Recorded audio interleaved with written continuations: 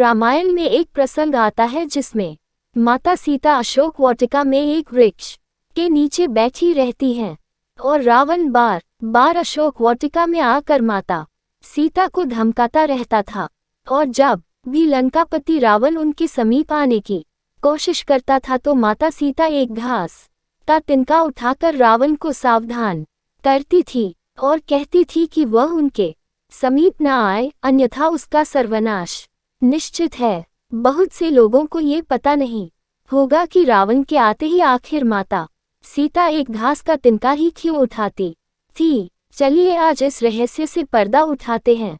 लंकापति रावण मां सीता का हरण करके लंका ले गया। लंका पहुंचकर माता सीता रावण के राजभवन में न रहकर अशोक वाटिका में एक बरगद के वृक्ष के नीचे बैठी रहती थी। रावण अपने सैनिकों के साथ बार बार वहां आता और अपनी शक्ति व गुणों का बखान कर मां सीता जी को प्रभावित करने की कोशिश करता और असफल होने पर मां सीता को धमकाता था।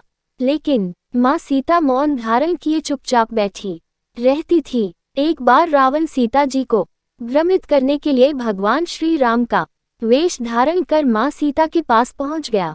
जैसे ही वह मां सीता के पास पहुंचा, उसका मन बदल गया और वो वापस अपने राज महल में लौट आया। उसे वापस आया देख रावण की पटरानी मंदोदरी ने उससे सवाल पूछा, आप तो राम का वेश धारण करके गए थे, फिर भी सीता को प्रभावित नहीं कर सके, क्यों? रावण ने जवाब दिया, मंदोदरी, जब मैं राम का वेश धारण कर सीता जी के पास गया तो सीता के प्रति मेरी भावना ही बदल गई। वह मुझे मां रूप में नजर आने लगी। रावण ने अपना हर पैतरा आजमा दिया, हर दांव चल दिया, लेकिन वह माता सीता को किसी भी प्रकार प्रभावित नहीं कर सका। उसके मन में भी एक सवाल आता था कि आखिर मैं जब भी आता हूँ तब सीता एक घास का तिनका क्यों उठा लेती हैं? वह बार बार कहता था, मेरे जैसा शक्तिशाली व्यक्ति को तुम घास के एक मामूली तिनके से क्यों डराती हो? वह भी इसका रहस्य जानना चाहता था, लेकिन इस घास के तिनके का रहस्य माता सीता के अलावा कोई नहीं जानता था। ये बात उन दिनों की थी जब माता सीता का विवाह भगवान श्री राम के साथ हुआ। उसके बाद वह अपने माता पिता व जनकपुरी को छोड़ भगवान श्री राम के साथ अयोध्या चली आई। अयोध्या वासियों ने अपनी बहू का बहुत स्नेह से आदर सत्कार किया। माता सीता ने भी अयोध्या राजमहल के सारे रीति रिवाजों का बड़े ही प्यार व सहज भाव से पालन किया। इन्हीं रीति रिवाजों में से एक रिवाज ऐसा भी था जिसके अनुसार माता सीता को घर के समस्त लोगों को कुछ मीठा पकवान बनाकर खिलाना था। माता सीता ने मीठे पकवान में खीर बनाए और समस्त परिजनों को खीर खाने के लिए आमंत्रित किया गया।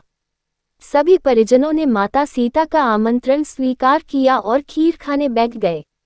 मां सीता ने सबको खीर परोस दी, लेकिन न जाने कैसे राजा दशरथ की खीर पर एक छोटा सा घास का तिनका गिर गया, जिसे मां सीता ने देख लिया। चूंकि वो खीर राजा दशरथ को दे चुकी थी और उन्होंने खीर खाना शुरू कर दिया था, इसीलिए अब मर्यादा बस उनके लिए उस तिनके को हाथ से उठाना संभव नहीं था। तभी मां सीता ने दूर से ही उस तिनके को घूर कर देखा और वो तिनका जलकर राख हो गया।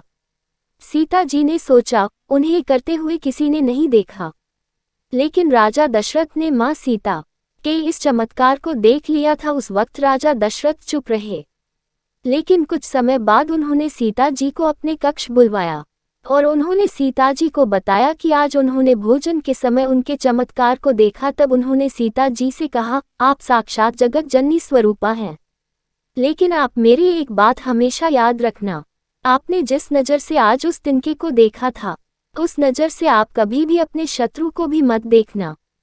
बस इसी कारण जब भी रावण माता सीता के सामने आता था तो वो उस घास के तिनके को उठाकर राजा दशरथ की बात को याद कर लेती थी। माता सीता चाहती तो रावण को पल भर में ही राख कर सकती थी, लेकिन राजा दशरथ को दिए उस वचन की लाज रखने के कारण वो हमेशा मौन धारण कर लेती है।